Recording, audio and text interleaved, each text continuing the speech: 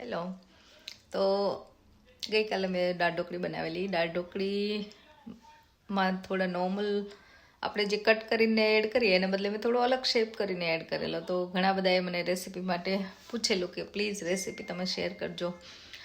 તો દાળ ઢોકળીની રેસીપી ઘણીવાર બનાવેલી છે, શેર કરેલી છે, પણ આ વખતે થોડી અલગ રીતે બનાવવાની હતી એટલા માટે. તો તમને હું રેસીપી બતાવી દઉં. ચલો ફટાફટ કઈ રીતે મેં આજે દાળ ઢોકળી બનાવી છે.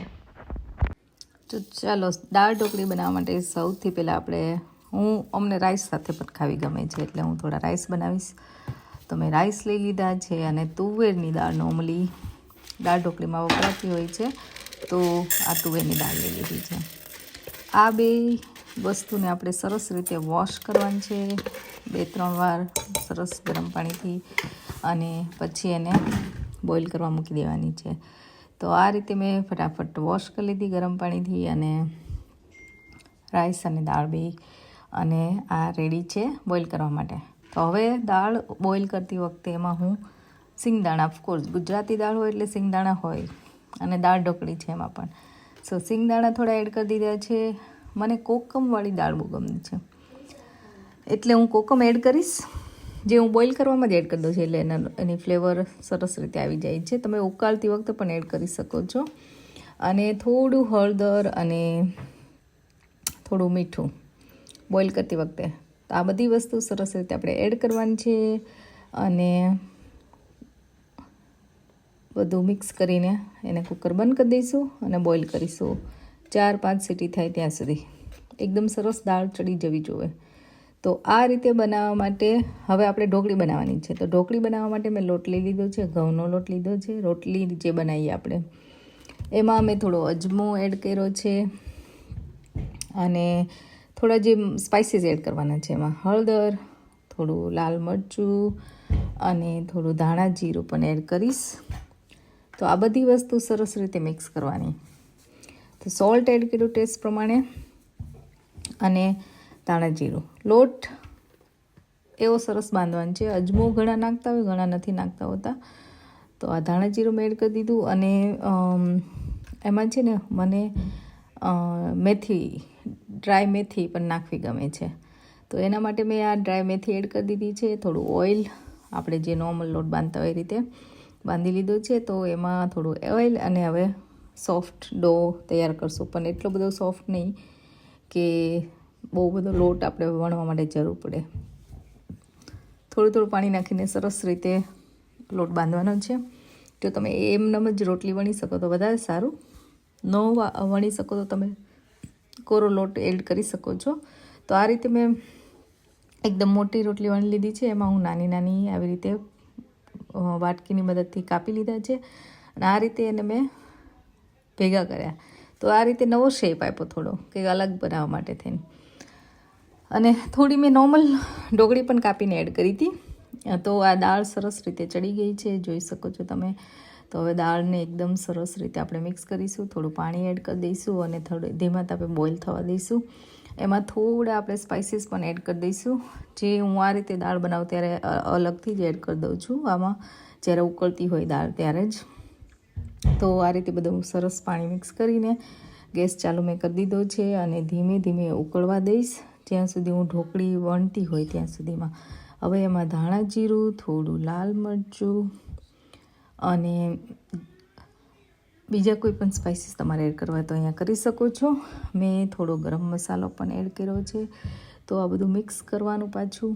અને હું છે ને નોર્મલી બસ ઝેણી વાપરું છું મિક્સ કરવા માટે, બ્લેન્ડર નથી વાપરતી.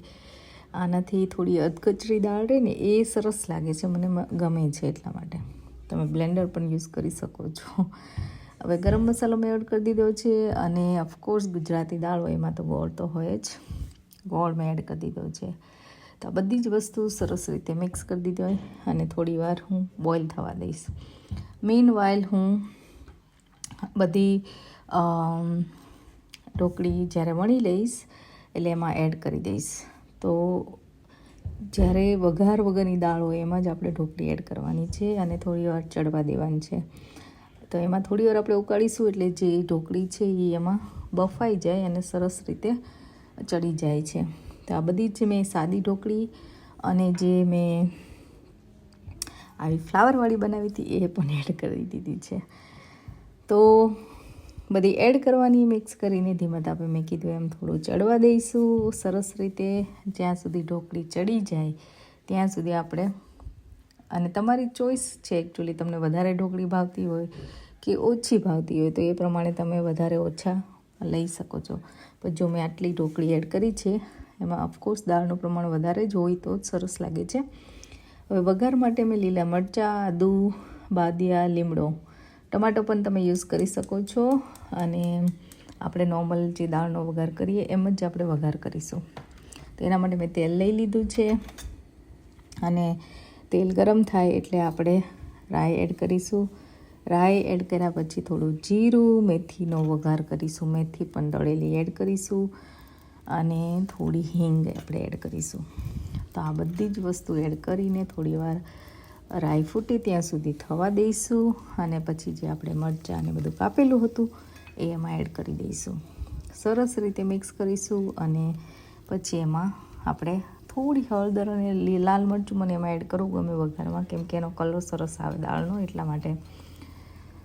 તો આ રીતે બધું સરસ મિક્સ થઈ જાય એટલે આપણે દાળ એડ કરી દઈશું. મેં આમાં ટમેટો પેસ્ટ થોડી એડ કરી હતી કારણ કે મારી પાસે ટમાટો ફ્રેશ નહોતા, એટલા માટે.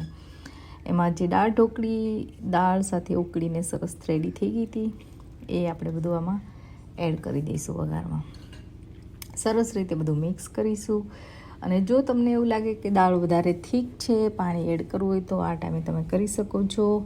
આ ટાઈમે ચાખી પણ તમે લઈ શકો કે સોલ્ટ કે કાંઈ ઓછું હોય તો થોડું એડ કરી શકો છો. અને દાળને ઉકળવા દઈશું. થોડી વારમાં દાળમાં ઉભરાઈ જાય ત્યાં સુધી આપણે ઉકળવા દઈશું, કારણ કે ઢોકળી તો ઓલરેડી ચડી જ ગઈ છે. એ વઘારને બધું સરસ મિક્સ થઈ જાય ત્યાં સુધી મેં કોથમીર એડ કરી દીધી છે અને તમે જોઈ શકો છો. જો તમારે આમાં આંબલીનો પલ્પ એડ કરવો હોય તો કરી શકો છો. અને બાદિયા હોય એનાથી છે ને લગ્નમાં બનતી દાળનો જેવો ટેસ્ટ આવે છે. તો આ રીતે બધી ઢોકળી ચડીને મસ્ત થઈ ગઈ છે રેડી. પીનટની દાળ હતી એ ચાત ચાતને જેટલા મેં પીનટ નાખ્યા હતા ને બધા એને આયા હે, એને ભાવતા જ નથી. અને કમલેશને એક પીનટ નો આવે. કેમ મારે એક ન હોય, હું તો ગોતું છું. એ સ્નેવ તારા આયા પીનટ નહીં?